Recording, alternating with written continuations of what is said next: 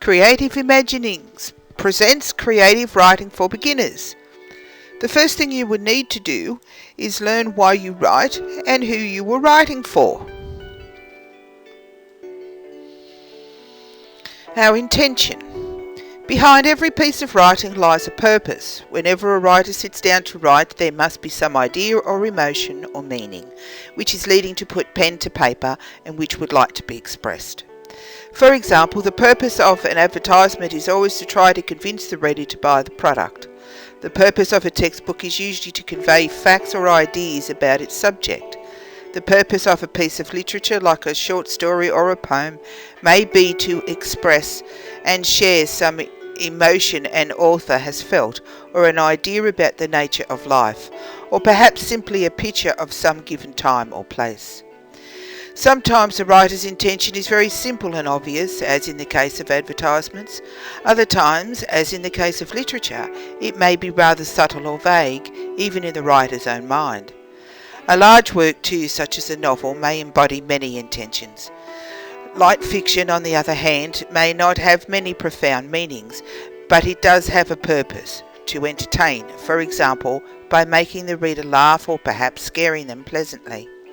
The purpose is always there, some idea, some force which led the author to start out on the project of writing. The intention influences the way you write. Things like the vocabulary, the length of sentences, the word pictures that are drawn, all should be controlled by your intention if your writing is to be effective. For example, if you simply wish to convey information as in a textbook, you will try to keep the sentences reasonably short and simple, and will choose an everyday vocabulary. If you need to use any difficult technical words, you will define them, and you will probably avoid word pictures such as metaphors and similes. On the other hand, if you wish to convey a poetic and beautiful description of a place you have visited, you may well choose unusual words and create vivid metaphors and similes to give the language extra colour and variety. The important thing is that the intention is like a framework on which the whole piece of writing is built. Your sense of audience is the next important thing that you may have to consider. The writer's intention is not the only factor which controls the way a piece is written. In general, a writer's prose is always influenced by their sense of audience. The choice of different words, sentences and constructions depend on who is being addressed. A scientist writing an article for other experts in the field will use technical terms which the general public may not understand. A poet writing for an audience of educated, literary-minded people may use complex allusions and images that can be confusing to less experienced readers. But in reality, when we speak, we automatically choose how we use our vocabulary, depending on whom we are addressing.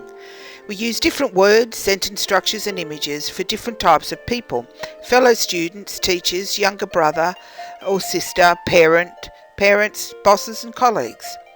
The phrase for these different types of speech or writing is levels of language. The important thing is to use levels of language which are appropriate. That is, your language must suit your sense of audience. We can evaluate a piece of speech or writing, therefore, by understanding not only the author's intention, but also their sense of audience. Next, we create a character. You will need to make a believable character and get to know them well. One way to do this is with character sheet, then write backstory for them. The character sheet is a detail of everything about them. It's their name, their nicknames, their clothing style, their hairstyles, eye colour, hair colour. Do they wear glasses? What is their body shape or their weight? Are they foreign? Their ethnicity? Where do they live? Do they have facial hair or piercings? Who are they friends with? What are their quirks and vices? Do they have pets? Who is their antagonist or their nemesis?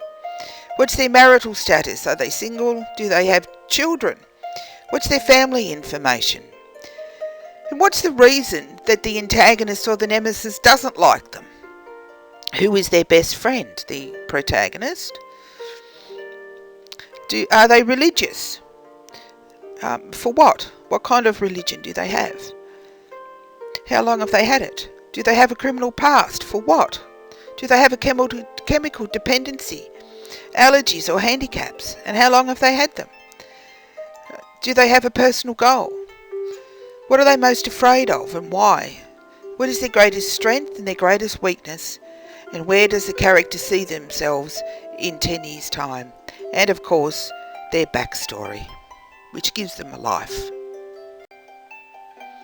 Backstory is a detailed description of where your character comes from, some questions you could ask your character, which have all come from the course workbook. Write about the area that your character grew up. What age was the character when they moved there? What industry was local? What did the place look like? Was it a poor area or an affluent area? What were the local attitudes? Was the character happy there? When did they leave? Write a memory of your character at school. Were they a good student or badly behaved? Did they have a uniform or a school bag? Were they popular? Did the teachers like them? Did they like sport? What was their best subject? Did they like school? Write a story about when your character learnt a valuable lesson. Was it something to help them to survive? Was it to teach them a moral? Was it to teach them a value? Or was it something they needed to learn for employment? How did they respond? How many times did they experience the same situation before they learnt the lesson? And how have they used it in their lives? Write about what your character wants to be remembered for. Is it fame and fortune? Is it being a humanitarian? Is it for being a kind person? Is it for being a criminal or pulling off the greatest crime? Or is it a major scientific discovery or an important world-changing invention? Write about your character's first love. How old are they? How did they meet? How long did it take to establish their relationship? Did the character's parents like them together? How long did it last? What happened between them? Is it a good or sad memory? To help with character building, a character diary can be used. This is an exercise book where you write about your character or to your character, along with any ideas you might think of for your character to use later. That concludes week 1. In summary, think about why you want to write. Is it to entertain, scare, make people laugh, give information or teach something? Think about who you were writing for and choose your language appropriately. Create a character,